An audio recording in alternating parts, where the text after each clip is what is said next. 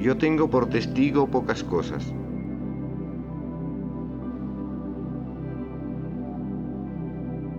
Algo de luz y algunos cuantos versos anudados en la vida como un árbol.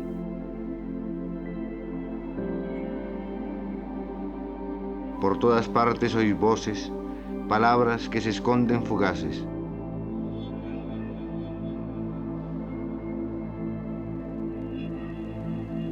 Como niño, rebosante de juegos alzo ríos para llenar mi pecho. Así que quiero despojar de las llamas a la hoguera.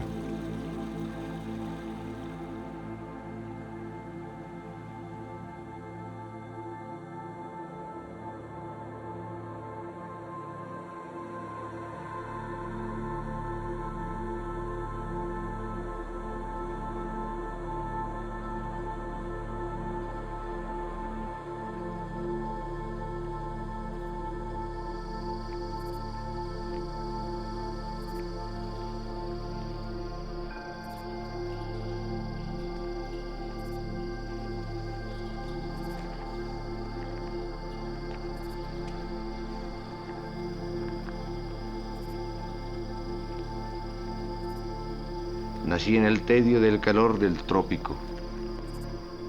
Luego el frío de niebla y golondrina acampó 15 años en mis huesos.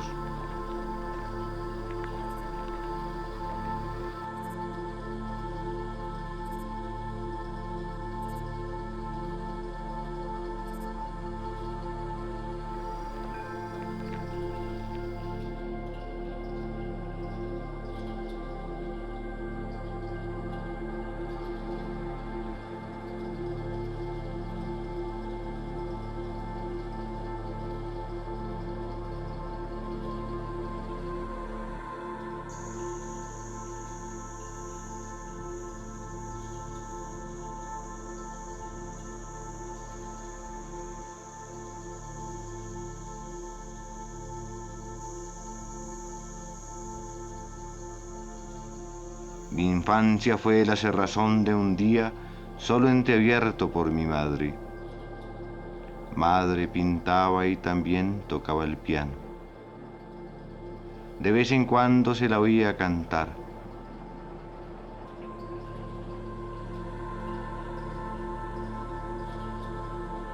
Revolvía sueños cuando estaba triste como un baúl de cosas viejas, lueñes, y encontraba una antigua melodía.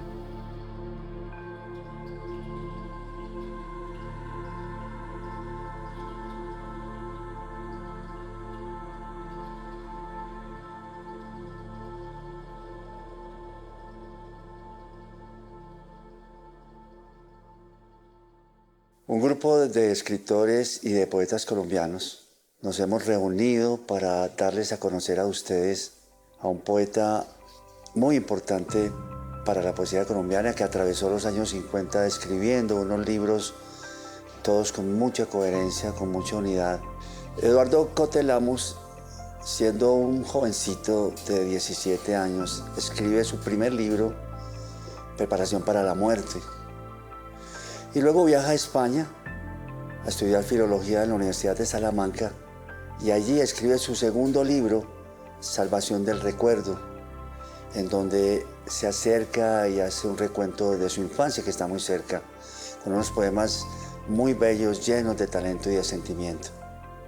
En España conoce, digámoslo, a los escritores de la generación de los años 50, de quienes se hacen muy amigos, y viaja luego a Alemania, en donde estudia filosofía y hace un cambio de su poética y escribe su tercer libro, que se llama Sueños, que es un libro lleno de sombras, de oscuridades, de incertidumbre por lo que pueda hacer la poesía, que lo acerca, digamos, a una poesía que él está buscando, que es una poesía mucho más ambigua y mucho más misteriosa. Luego escribe lo que se considera tal vez, digamos, lo más importante de su obra, o el libro más afortunado en cierto sentido, porque mezcla, digámoslo, imágenes cotidianas con preguntas filosóficas, en una poesía hermética y al mismo tiempo clara, una poesía exterior y al mismo tiempo interior, que se llama La vida cotidiana. Y luego llega a Colombia en el año 58, hace parte de la revista Mito, de su gran amigo Jorge Gaitán Durán, y allí publica en el año 58 un diario que hace durante una semana en un viaje al Chocó, un diario que lo titula El diario del Alto San Juan y el Atrato. Y es reconocido ese pequeño libro como uno de los momentos más importantes y más hermosos de la prosa colombiana. Ya en los 60 publica su último libro, su quinto libro de poesía, que se llama Estoraques, que es realmente uno de los libros más complejos, más densos, más hermosos, uno de los libros más importantes de la poesía colombiana en el año 63. Después de viaje en viaje vine a Europa. No vayáis a decir, es un cordero. Si lo decís tampoco objeto nada. He amado feroz humanamente y aún creo en el ángel de la guarda. Me gusta conversar con mi silencio y me piso la sombra cuando duermo. En fin, tengo recuerdos, la costumbre de desgajar la vida. Me olvidaba. Tengo sueños también de cuando en cuando.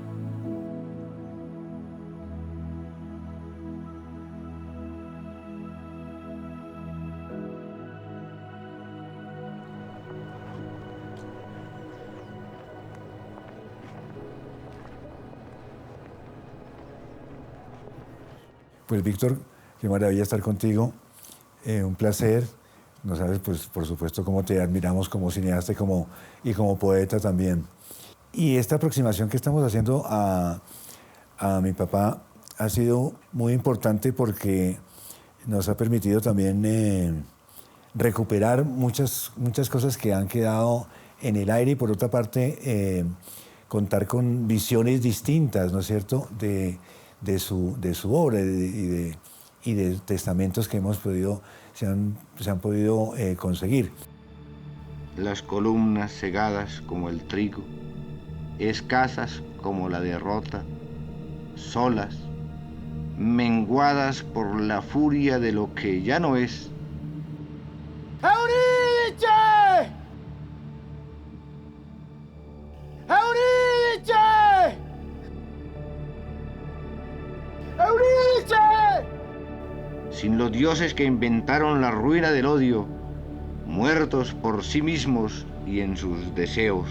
Te dije que quería escuchar la música que provoca el viento cuando roza contra las rocas, o el chasquido de las salamandras, o el roce de la piel de la serpiente contra la arena. ¿Por qué me dejas así, Eurídice? ¡Solo era la música! ¡Solo era eso! ¿Por qué? Hasta aquí se alzan tus palabras y oigo tus tristes lamentos. ¿Hay algún modo de salir de este sueño inconcluso que a veces toma la forma de una pesadilla? Y este joven, pues que es veinteañero, cuando publica Preparación para la muerte y Salvación del recuerdo, este joven inicia su universo poético y ya están allí los gérmenes de todo lo que ha de pasar después en toda su poesía hasta llegar a Estoraques. Ese era un momento, estoy hablando de los años 60, en que todas esas generaciones y grupos literarios que después adquirieron una identidad como dentro de un archipiélago, este es piedracelista, este es nadaísta, etcétera, congeniaban perfectamente. Seguía como la línea de Piedra de Sol, de Alturas de Machu Picchu, que son grandes poemas de nuestra lengua. Es decir, es que es remontarse al siglo de oro español con un lenguaje fresco, nuevo, latinoamericano, como es el de Eduardo Cote, ¿no? Es el último refugio de poetas que cumplía como el rito del Café La Florá o Les Démagos en París, ¿no? o de la rotonda a que se refería Hemingway en una de sus evocaciones de los cafés de tertulias en Madrid en los años 30. Sí, es algo que yo veo reproducido ahora, muchos poemas de Raúl Zurita, que es el gran poeta vivo de Chile, ¿no? Cuando él ve un mar de piedras, cuando él ve no ver, cuando está toda la geografía desnuda que tiene el sur de América, que es Chile. Yo veo a Storaques, yo lo veo ahí, una mezcla como de Rulfo, es una mezcla mágica. ¡Tú puedes ayudarme a cruzar el umbral de la muerte para salvar a mi amada Eurídice! ¡Eurídice! ¿Hay alguien más osado y valiente que aquel que es capaz de cruzar los límites del umbral de la muerte con tal de encontrar a su amada? Allí olvidarás el llanto, Orfeo, y yo seré libre y podré volver a la dimensión del tiempo. Mi papá estudió en el Colegio Provincial de Pamplona y ten en cuenta que Pamplona en ese momento era una ciudad muy ilustre en cuanto a que era una sede académica muy seria donde se formaban muchos estudiantes tanto de Cúcuta como de Bucaramanga como también de Venezuela. De manera que era un colegio donde estudiaban griego, latín, donde tenían que hacer una serie de composiciones también literarias, ¿sí? Y eso yo creo que le dio como un rigor y lo aproximó a las letras. Tenía también una facilidad enorme para escribir, para comunicarse, de manera que desde muy joven encontró que las palabras eran un vehículo de comunicación extraordinaria y no solamente con los demás, sino con él mismo. Cuando yo me voy a los dos primeros libros que también me gustaron mucho, me gustó esa musicalidad, ese ritmo del tiempo, me encuentro con esos lugares iniciáticos que son definitivos para todo poeta. Su libro de juventud es Preparación para la muerte, que curiosamente tiene un título que habla del final y no del comienzo, que es un joven, debía tener aquí 17, 18 años, un poco menos, cuando escribió estos poemas que hablan de la muerte, ¿no es cierto? Justamente cuando está empezando a vivir. Es un libro literariamente un poco inconsistente, pero de alguna manera está poniendo las piedras del camino por el que transitaría más tarde. Recuerdo muy bien un poema que me gustó mucho volver a leerlo en esa como delicadeza de hijo, de delicadeza de niño que ha perdido pero que rescata el pasado, una especie de volver al tiempo perdido. Es Nana en el tiempo, es el tiempo el paso del tiempo a partir de las sensaciones. Cada mes es una sensación. Las hojas vuelven mi oído hacia los árboles, porque me voy deslizando bajo el ala de un sueño hasta los días de la infancia en mi pueblo, donde vivir era casi como soñar contigo. Y él cambia el sentido del tiempo en el que no pone enero, febrero, marzo hasta diciembre, sino empieza por junio y de pronto atraviesa un mes distinto. Y él va citando qué sensación le imprime cada mes. Te voy a contar algo de mi infancia. Por ejemplo, cómo yo concebía el tiempo. Entonces, tenía un calendario distinto. Julio se llamaba viento y en el cielo retoñaban las cometas como estrellas silvestres. ¿Qué hay ahí en ese primer libro? Es la memoria. La memoria para contarla. Yo solo te digo una cosa, Orfeo, y es que la sombra es el cuerpo. Tal vez más, la conciencia. Nos devolvemos un poquito, digámoslo, de la salvación del recuerdo, ¿cierto? Okay. Que lo escribe en España, ¿cierto? Y que también rompe con lo que estaba escribiendo en Colombia. Y que de alguna manera él como que se encuentra en ese libro con una cantidad de recuerdos, ¿cierto? De su infancia, y también como unos poemas con una gran capacidad para referirse a cosas concretas. Salvación del Recuerdo, como sabes, es un libro escrito mayoritariamente en España y con 12 particularidades. Una, pues por supuesto en su momento ir a España, descubrir un país absolutamente maravilloso, aunque estamos en una época también casi como de posguerra, ¿no es cierto? Pero era descubrir un país y al mismo tiempo empieza a hablar de su infancia, empieza a hablar de su pasado, ¿sí? La diferencia está en que en Preparación para la Muerte habla de un futuro, curiosamente en este libro habla de su pasado, ¿sí? Había mucha nostalgia, digo por ejemplo en ese libro de la nana, y es que el tiempo es una dimensión que a veces, digámoslo, él tiene la experiencia de estar por fuera o estar en otras, digámoslo, órdenes del tiempo. Julio era el sol, la luz que se desaparece con el tacto. En agosto se levantaban las lluvias que desbordaban los ríos e inundaban las semanas de septiembre.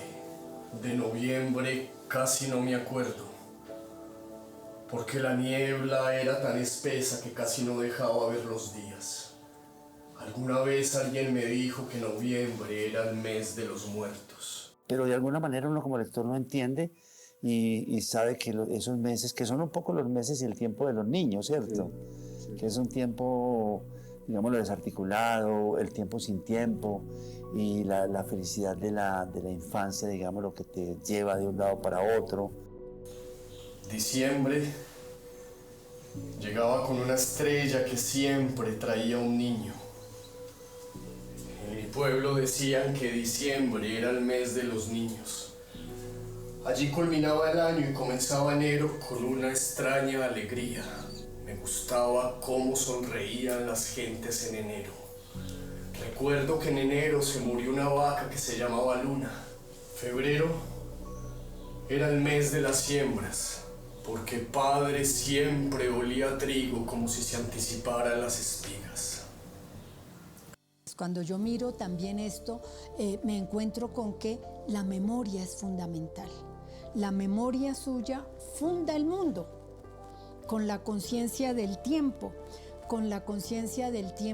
que acompaña la muerte, que ha de acompañar también esa certeza del deterioro.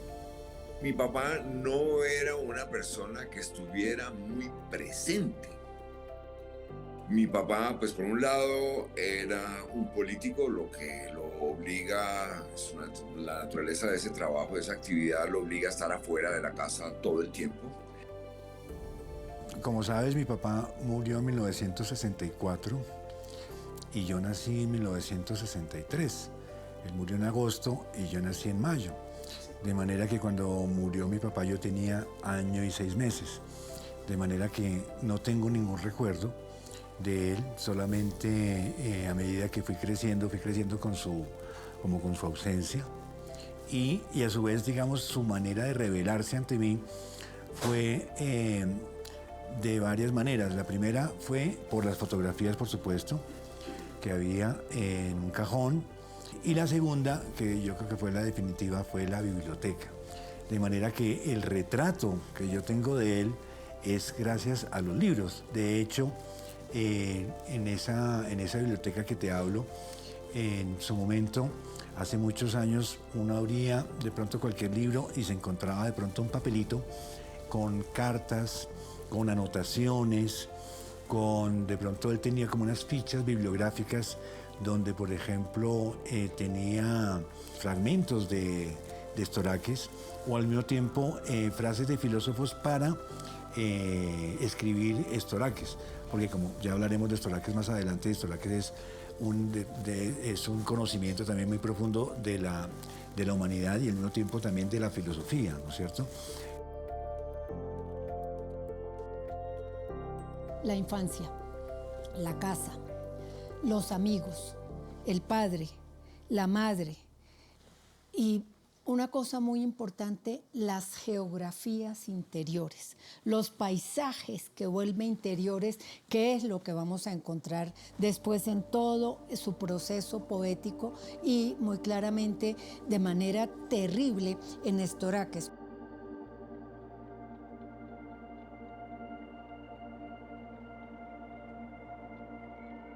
Cuando se sabe que la ciudad pereció, que las columnas surgen igual que jueces falsos, se conoce que la libertad de estar de pies por ellas mismas era limitada.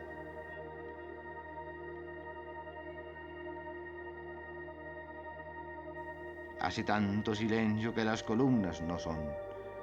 En ese silencio gritos como el del hombre, como el de los amantes entregados que no logran más que soledad uno con otro, y las columnas se yerguen para verse con el tajo del tiempo entre los pastos altos. Ovidio con su flauta rota y el silencio.